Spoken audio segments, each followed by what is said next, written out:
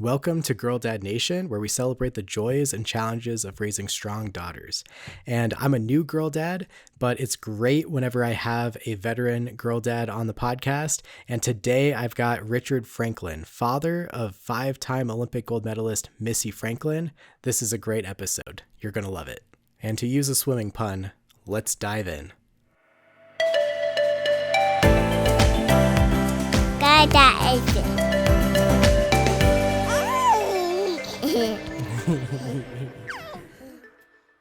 Richard, welcome to the show. Thank you for being on Thank Girl you. Dad Nation. Thank you. It's a pleasure to be here. Hope I can help. It's awesome to get connected to you. You are Missy Franklin's dad, and I remember watching her in the Olympics, and just an amazing swimmer, amazing athlete, and also a really amazing role model for young women. And what she's gone on now. Now she's a mother, and then continues philanthropy and all these other amazing outreach things in the community. Yeah, we're very proud of her. Could we rewind the timeline? What was going through your mind when you first became a dad?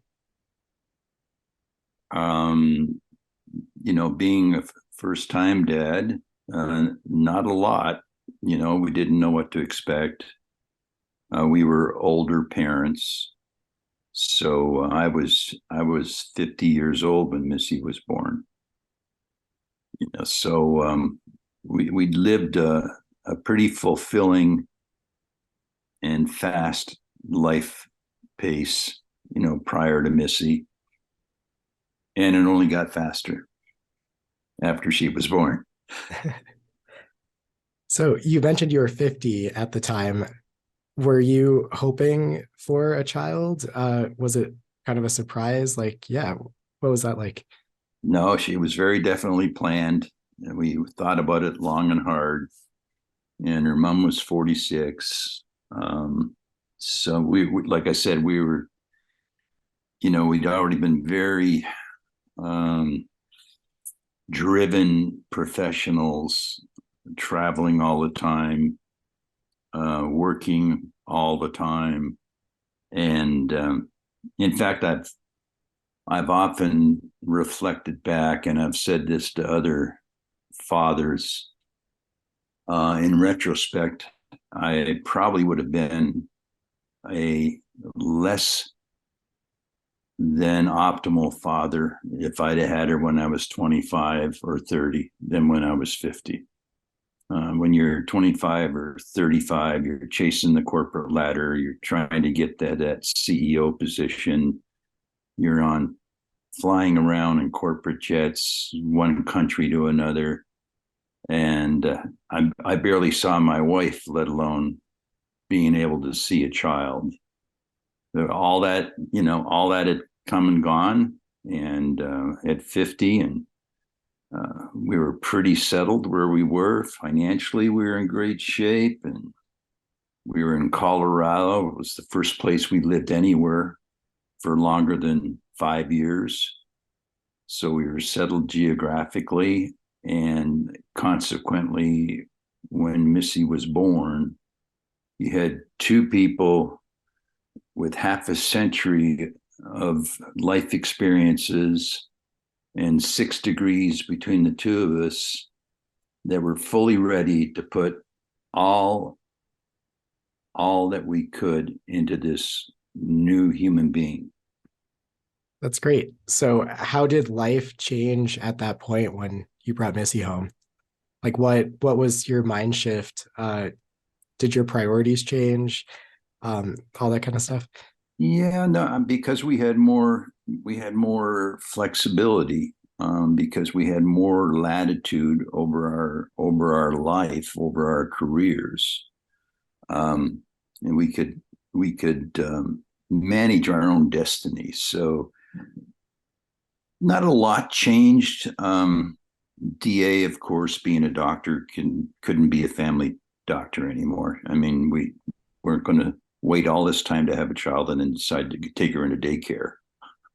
Mm-hmm. So she quit medicine, and at least for the first 7 or 8 years, she did nothing but look after that child 24/7. So Missy had a full-time mom that didn't have to work, that didn't have to make money, that didn't have to go anywhere every day, right with her, nurturing her, teaching her, educating her, making her grow and mature and experience the best youth that she could. Because we're firmly in belief that a child or a human being's fundamental idiosyncratic profiles are formed in the first 60 months. And how that child's going to be and how they're going to react and how they're going to deal with life and what their personalities are going to be like in terms of outgoing or inward or outward, whether they're humorous or sincere or serious. A lot of those things really solidify by the time they're 5 or 6. From there they develop onward. But we wanted to have the maximum impact we could as those very important months of maturity were coming along. And then what did you learn in those first early years, like the first 5 years of Missy growing up? Well, I was still very much in the consulting role. I was doing a lot of mentoring and a lot of coaching and a lot of judging in the entrepreneurial clean tech space. So I was in demand so I could manage my time. If people needed me to be in a certain place at a certain time for a presentation or for a coaching or for whatever, I could set the time, I could set the schedules, and I could set the locations according to what we were doing with Missy at that time, and and making sure that her needs were prioritized. So I mean, the first 5 years in terms of Missy and a lot the way it ultimately ended up, it was a slow burn in that first 5 years.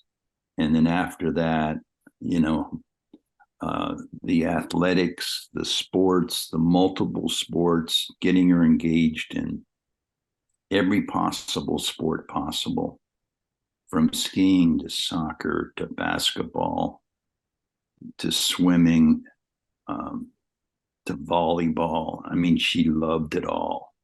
And her mother took her to infant drown proofing when she was a year and a half, because DA being born in Nova Scotia in the North Atlantic, Nova Scotians don't all swim that well because the water's so cold up there.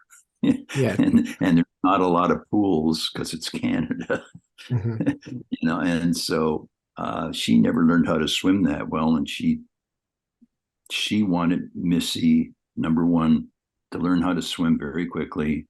Number two, for safety protocols, make sure she had infant drown proofing and coaching and training. And number three, got a love for the water, not a fear for the water, at a very, very early age. And so swim lessons started 1.5 and continued. That's great. Right. And then, and then she started competing. She couldn't compete until she was 5. And then when the competing started, it just snowballed from there. So our time and our dedication and support, it just had to multiply, just over time. It just got more intense and more increased, and it was one level we thought was pretty busy, and in just the Rocky Mountain Swim League, that was great. And then there was the high school competition, that was great. Then there was junior nationals, and then went to nationals, then went to Olympic teams. So our swim meets used to go from swim meets on a weekend in Fort Collins to a week in Shanghai for the World Championships. Yeah. Right? I mean, just night and day in terms of time, money, travel, support, et cetera, et cetera, et cetera. Well, I think like getting kids involved in swimming is such a great skill to teach them, even if they don't go on to compete. But like my three kids right now are in swim lessons, and even the youngest, she's almost one, but we started her before she turned one, at Good about for you. 8 or 9 months, Good just for getting in you. the water with us, trying to get her to float on her back and that kind of stuff. And then my 4 year old's like starting to learn the different techniques, using her arms and legs. And yeah, we all get in the pool and each one of us, like, we have a child, and they're really liking it right now. So I don't know if they're driven to compete, but yeah, it's just a fun family activity for us right now. Well, that's what it should be right now. Yeah, it Yeah. shouldn't be about competition. You don't want to put that kind of mental stress on them, winning and losing at their ages. I mean, all we talked to Missy about was having fun. Always, always, always. And if she did lose in the pool, we'd ask her the same question. Did you do your best? Yep. Then great. Story's over. Yeah. I mean, there was no, oh, too bad, or gee, that's a shame you lost, or those kind of comments would never come out of our mouths, especially to a young child. I love that. Just focusing on just doing the best that you can, being proud parents no matter what. Like I love everything that my kids do, and when they're proud of themselves, like they bring over a craft from school or something, and to accept that with the same love that went into making it, I think is amazing. And then I saw an interview with Missy, just recently on YouTube, where she looked back at like her first competition, and she said that before she dove in the water, um, she just heard from you like, go have fun. and and just the way that even back then she remembers that, decades later, I think is a great thing. That's great, and that's great for young fathers like you to hear that kind of thing, because it says to you just how important your words are to those children at that stage of their development. You might at the time think it's a very casual comment, but don't underestimate the power that it holds in a young child's mind. And then I read too that you have a sports background, playing professional football. And at what point like did you give it a go, to just train? Yeah, like when did Missy make that decision that she wanted to compete at a higher level, wanted to even train for the Olympics? Do you remember that conversation? Very well, very well. I mean, um, the fact that she was in all these different sports was both it was both a natural instinct in terms of she liked all sports and was good at all of them. And the other point was is that we didn't want to push or channel or try to move her in any one direction because of what we thought was right. It had to come from her. And well, except for one exception, gymnastics. I mean, when she was trying out for gymnastics, not trying out, but just doing gymnastics as a child, she was getting into it, enjoying it along with her other sports. And there was there was one day when I said to her, I said, "Honey, how many 6-foot gymnasts do you know?" And she thought about it for a minute, because she was always this tall girl, Yeah. size 13 feet. She was 6 feet by the time she was 12, 6'2" by the time she was 13. I mean, she would have been obliterated as a gymnast. So that Yeah. one we kind of used just our sense of sports and physiology to say, Yeah. that's a dead end street. But Yeah. I'm just everything picturing like Sean Johnson, who's not all that I've, tall, I've but got an a amazing athlete. Yeah. yeah, I've got a picture of. Let me see if I can pull it up for you because I was looking at it the other day. Sean Johnson, by the way, is right here in Denver or right here in Nashville. Oh, great. Yeah, she's Yeah, they're she an amazing couple too. And I follow their work and they have a podcast and everything about parenting and stuff. can you see this? There's Missy and Oh, Sean Johnson. wow. That's amazing. Can you hold it up just slightly? Oh, yeah. You, Was you get the point about the difference in anatomy. and that must have been the London Games in 2012. Yeah, yeah, yeah. So she's a wonderful young lady now, and they're good friends, and they're both in Nashville. So that's a lot of fun. But That's great.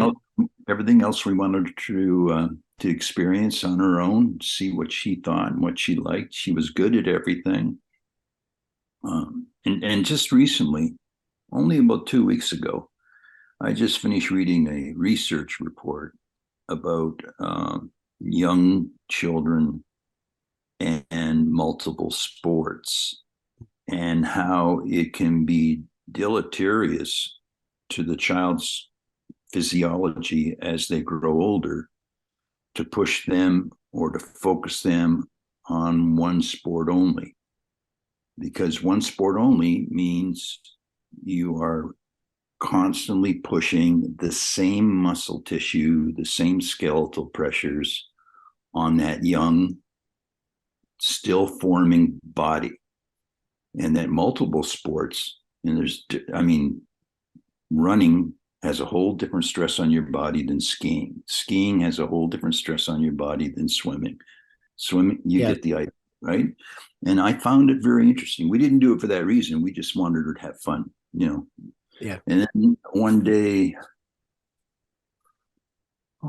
she was skiing since she was 3 because we lived in Oh, Colorado. that's great. Yeah. I want to get And my 4-year-old out skiing this year, hopefully. yeah, Missy loved it from day one. And then I think she was 10 or 11. And she came home one day after a great weekend in Winter Park with me, said, I think I'm going to quit skiing. And we looked at her in complete surprise because we knew how much she loved it. Why, honey? She said, well, I'm really enjoying swimming. And this sport is a difference between winning and losing is like 1/100th of a second. And if I stretch a knee or tear a ligament on the hills, on the slopes, she said that 1/100th of a second's gone. And I love skiing, but I love swimming more. And so I think the right decision for me is to start to focus on swimming and give up skiing. And we sat back and said, that's exactly what we wanted to have happen. It came from her, not from us. Yeah. She made up her own mind. Then she gave up soccer, then she gave up basketball. Volleyball was the last one to go. And then it was swimming, nothing but swimming for the rest of her career. Yeah. And that kind of leads into the other question I wanted to ask is what sacrifices as a family did you have to give up in order to pursue this Olympic run? Quite frankly, I mean, there's because you ask it in a one-sided way, right? Then I'll go down that road in terms of what was demanded, of us as a Yeah. family. On the other side, before I get down that road, I can only say, that it was so worth it. So worth it, not only for us, but for our family, for our connected family, for Missy as a person, who she is today and what she's doing today. We owe it all. to swimming. So, Yeah. Thank you for so sharing that. yeah, I mean, that it was all worth everything, a million times over.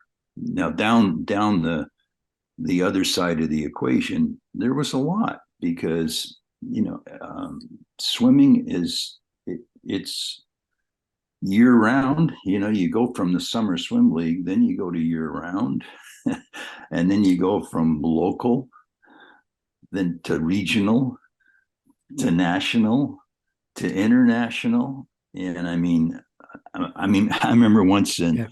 NBC was interviewing us over in Heritage Greens, in our home in Heritage Greens, um, after the Olympics, and the interviewer said to me, "Mr. Franklin, we heard that you almost didn't go to Shanghai for the World Championships, and is that true?" And I said, "Yeah, we almost didn't go."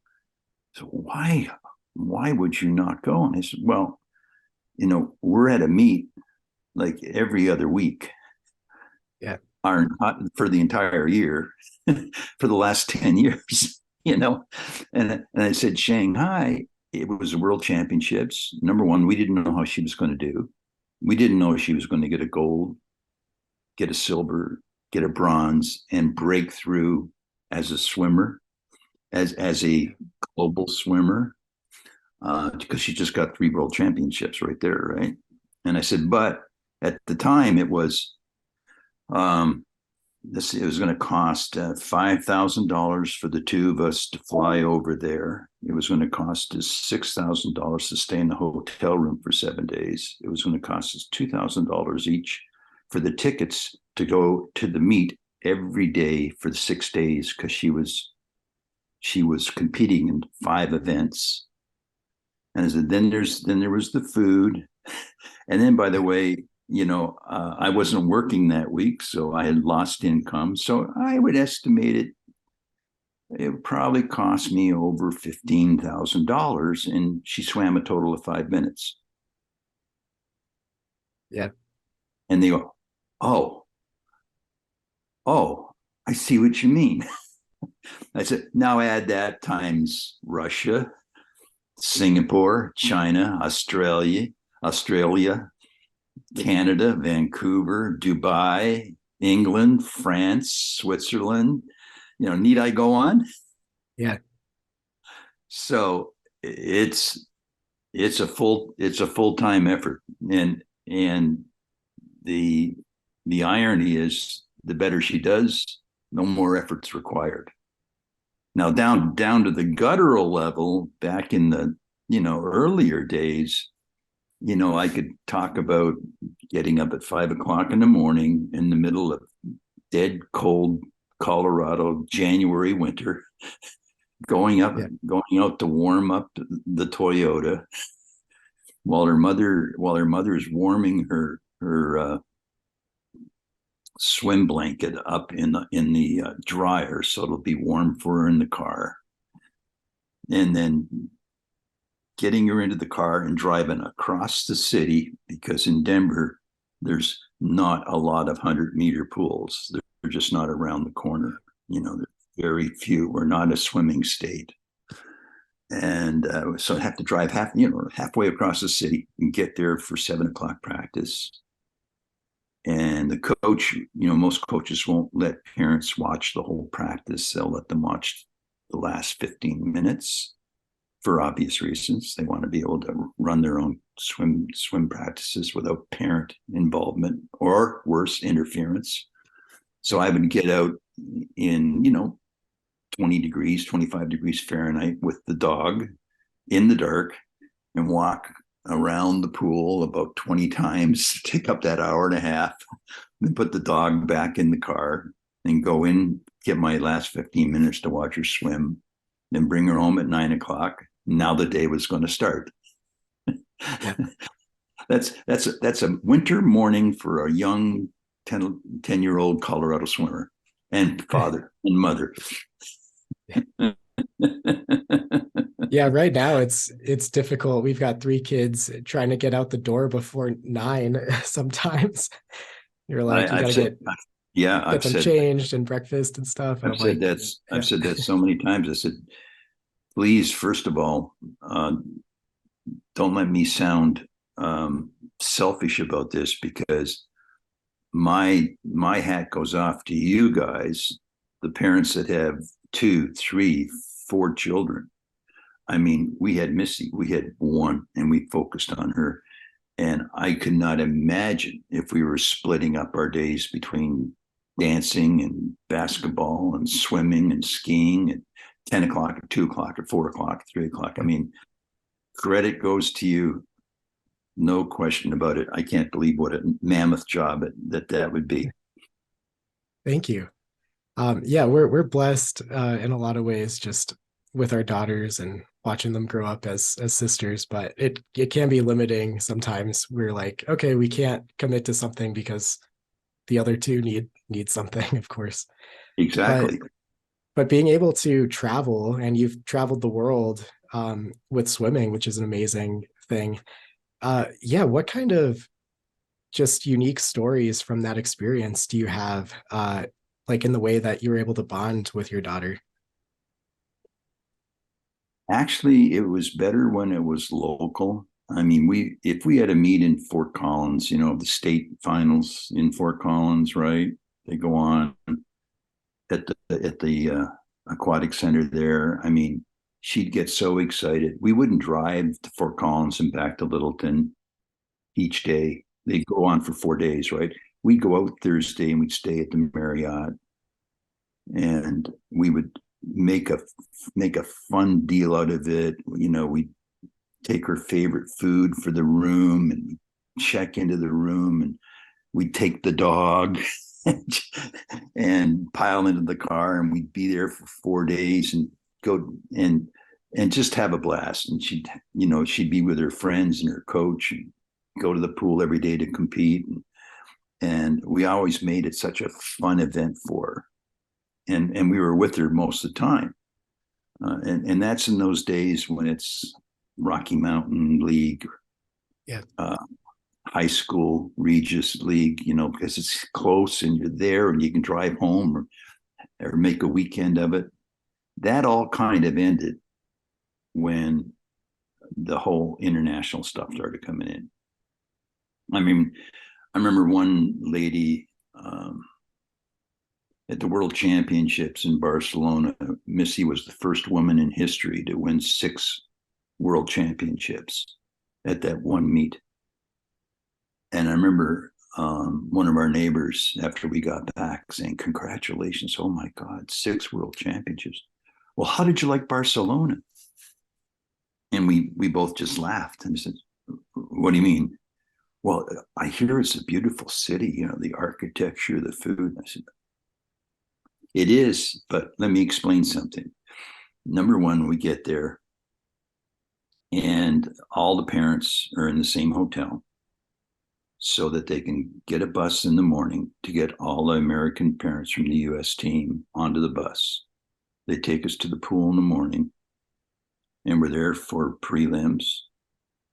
And we stick around. We have an hour break for lunch. Then there's semifinals in the afternoon, and then the finals start at 6 o'clock at night or 7 o'clock, and the finals finish about 9 o'clock. Then all the parents get back in the bus and go back to the hotel about 10 o'clock.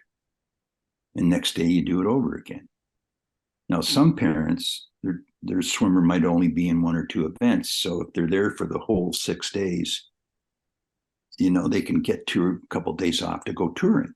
But Missy was always registered in 5 or 6 events. So every day, same thing: prelims, semifinals, finals, prelims, semifinals, finals. 100 back, 200 back, 50 free, 200 free, or 100 free, 200 free. I mean, so I said, Yeah. we never saw Barcelona. we went from the hotel to the bus to the pool back to the bus to the hotel. And it was kind of you see the look of surprise in their faces, because they thought, "Oh, you get to do all this travel and you get to enjoy all these places." And not when your daughter's swimming in 5 events, you don't. So it was fun. I mean, we wouldn't dare not be there for one of Missy's swims, right? We come across the Yeah. country, across the world to be there, because she always looked up from those starting blocks. She always looked up for us before she started a race, and we were always there. We never missed a swim meet in 15 years. Wow. Yeah, I just think like the parents' presence, like in their child's, like whatever it is, like a play, a recital, a sport, is just so huge. Like they look up to you, and it just means the world to them. It, Um, it sure does. yeah, Unmistakably, it means everything to them that you're there. And for the good times as well as the bad times, because things always don't go, especially in sports. We all know yeah, losing is a part of sports. yeah, In fact, that's what I think. That's what makes ex-athletes, the kind of people they are, because they've met adversity. They haven't been victorious all the time. They know what defeat feels like and tastes like, and they've had to suck it up and deal with it and become stronger for it. And I think that's yeah. one of the things about sports I've always admired. Yeah, it's a great life lesson too. Like there's so many different things that carry over just in the daily struggles and the daily challenges and the way that you have to practice, the way that you constantly have to reevaluate and improve. And Yeah, yeah, and just keep not letting it get you down.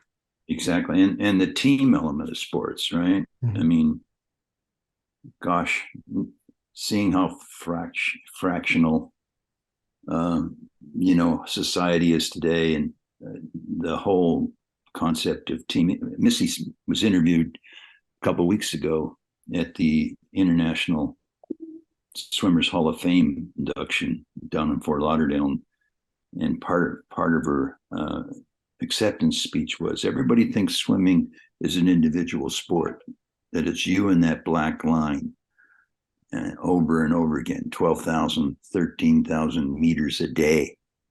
And she said, it's not. It's about team. I mean, we are all being part of this. She loved the relays the most because it was 4 women against 4 women of Australia, against 4 women of Canada, 4 Germans, Yeah. 4 Frenchmen, French girls. I mean, she loved the whole team part of it. That was one of her greatest joys, is winning for the team.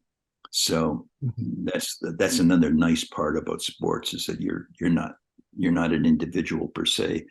You're working with other people in a team effort, all striving for the same goals. Yeah. And then what was that like just as a father watching your daughter get world records, gold medals, and representing the United States at the Olympics? Surreal. I mean, that's really the best word. Surreal. You don't expect what's going to come. I mean, I'll tell you a story. Omaha, Nebraska.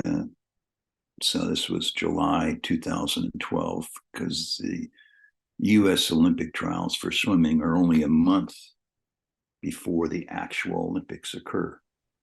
And because they want to have the best swimmers at the best times, swimming their Yeah. best at the trials, so they can pick them all up, pick them, then pick them all up, and then fly them to London and let them win, right? And we were in Omaha. She had just won the 100 back. Yes, that's right. It was the 100 back that she won, which then immediately made her an Olympian. I mean, she's now an Olympian. Whether she wins or loses at the Olympics doesn't matter. When we told her that, you're always going to be an Olympian now. There's no such thing as an ex-Olympian. And we didn't know then that she would also win in 4 other events and be an Olympian in 5 times over, right? So that was the icing on the cake. But what I was going to say is, we went back to the hotel to wait for her to come from the pool, because they're all sanctioned off and the team's sanctioned off, and nobody can get to them. Parents can't get to them. Press can't get to them. And when she was being brought back to the hotel from the pool in Omaha, there were 4 soldiers escorting her back to the pool, or Wow. escorting her back to the hotel. And I looked at my wife and said, our life is never going to be the same. And after that, I mean, I can tell you stories in other countries where security would have to take Missy and Michael Phelps out the back door and into an alley, into a secured car to get her back to the hotel because of the crazy fans and everything that were all outside. They would never get back on their own, you know. Wow. So security in our life and security for Missy, you know, became, even when Regis High School graduation downtown, we were very concerned about her being recognized everywhere and being downtown at night. Regis was concerned, and Mayor Hickenlooper at the time lent us two of his security guys to watch Missy the whole evening. So things Wow. change. Yeah. Yeah. So, yeah, that kind of leads me to wanting to ask about jumping forward to now present day. A lot of time has kind of passed since the Olympic Games. I think I read she kind of officially retired from swimming in 2018. Now she's a mother, which is amazing. And yeah, it's cool. Like, I follow her on social media and get to see like updates from them and stuff. And that's what I love about kind of the social media channels is seeing just different ways that people embrace like family life and kind of the everyday Right. sort of Right. things. Yeah. And you're also a grandfather, so congratulations on that. You have an amazing granddaughter, and Caitlin. ha- Yeah. yeah. Yeah. She's So 2 years old now. oh, two, wow. Um, so yeah, what's life like now for you? Well, yeah, it's certainly different because I'm retired now. So, you know, I've had, you know, just a fabulous life. I mean, it's, you know, between corporate world and corporate travel and then having a daughter and that daughter becoming a world champion, a world record holder, two-time Olympian, and then her getting married and then me having health problems, and then moving out of Colorado after living there for 35 years and moving to Nashville. So it's a much more subdued lifestyle for me now, which it should be for a lot of reasons, right? Um, Yeah. but we've got time. They literally live 11 minutes from our house here in Nashville. So we're at beck and call. You know, hey, Dad, Mom, I've got a Zoom call, or Dad, Mom, I got to go to New York tomorrow. Can you come on over in the evening and put the baby to bed? And, you know, Yeah. we're here. We're here. It's that kind of thing. And to your earlier point or question, you know, she's very, very busy. She's kind of transitioned, you know, from athlete to Olympian, to influencer, to you know, moving into almost celebrity status now. And I mean, last week she was up in New York for sports legend dinner. You know, she just got inducted into the International Swimming Hall of Fame. She's major corporations ask her to fly her in on their jets to speak to their board of directors or their personnel. She does a lot of speaking to groups around the country for mental illness and mental health, especially for young girls today. Yeah. It's a major issue with teenage girls in America today. So dealing with, hey, what's it like to be an Olympian? What's it like to go up to the top and then to start coming back down? I mean, she was only 17 when she was in London, and she's a Yeah. very young and very vulnerable age to be going through all that pressure, right? So she does all of these things, working for various companies.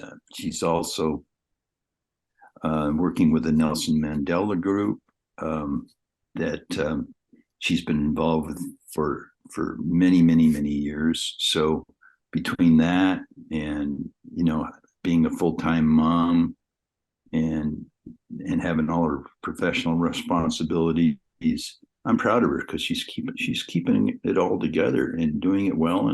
And quite honestly, both she and Kate are flourishing. I mean, Kate's just a she's just a mini me of Missy, right? I mean, she's 2 years old. She's wearing a size 4 tall, and she's in the 100th percentile on weight and height already. I mean, she's going to be. I guarantee you, she's going to be another 6 foot something female athlete. I won't say swimming. Yeah. Missy won't let me do that.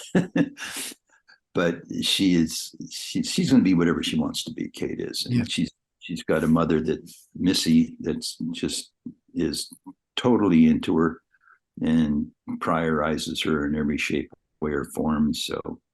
Um, so it's all good. I think when I look back, I should feel pretty good about the way it's all coming to fruition.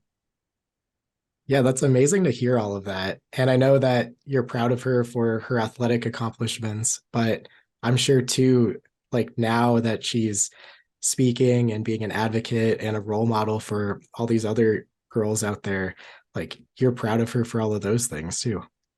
Absolutely, absolutely. I mean, even back in Denver, the influence she has in Denver, wherever she goes, places, and when I see the impact she has on young girls. I mean, just in Fort Lauderdale 2 weeks ago at the International Induction Hall of Fame, Swimming Hall of Fame.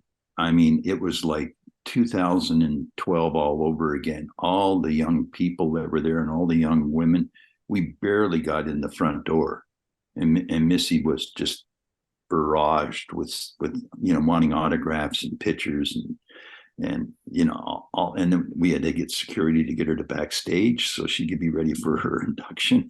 I mean, Yeah. it was, and London was over a decade ago. So here's all these young girls that all know her story, and yet they weren't even born when she was in London. Yeah.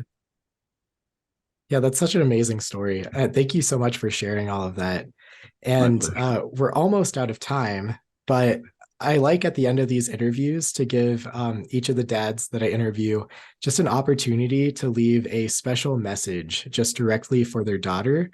And in this case, yeah, feel free to leave a special message for both Missy and Kate. Sure. I think that the the the best heartfelt thing I can say about Missy and Kate is first of all, I only had one child, almost purposely, and I didn't know what I was getting into, but that she has broken every wish I could ever have. I really believe that she is a very loving, giving, and contributing member of society and is doing a lot of good in the world. And as far as little Kate's concerned, well, she's now my favorite little girl, much to Missy's Yeah. chagrin, right? I mean, she's a darling little girl. She's growing, she's flourishing. Missy, on top of all her other accomplishments, is just a phenomenal young mother at 28 years old and doing a heck of a job raising Kate. So I know we're going to have two young women in the world that are going to be doing a lot of good down the line. Thank you. Thank you so much for sharing that. It's been amazing having you on the podcast. My And pleasure. I just want to tell all of my listeners out there, yeah, go check out the links in the description to learn more about Missy Franklin and some of the videos that I thought were inspiring. And then also feel free to share this with a friend, especially a young girl dad. Hopefully, it's encouraging for them as it has been for me to listen to these stories and interviewing amazing fathers like Richard Franklin. And you can follow me on Instagram, Twitter, and also on my new website, girldadnation.org. Thank you so much. And until next time, go be a dad. Dada is it. After you die. I love hearing from listeners like you, and I want to give a big shout out to Brandon and his daughter Lizzie. I think Lizzie's probably about 6 months right now, so I hope everything's going well for you and your family. I wish you all the best. It's going to be an amazing journey, and I'm so excited to be on this journey with you. And I'd like to tell you about a new feature. You can now text the show by hitting send me a text message in the show description. Would love to hear from you.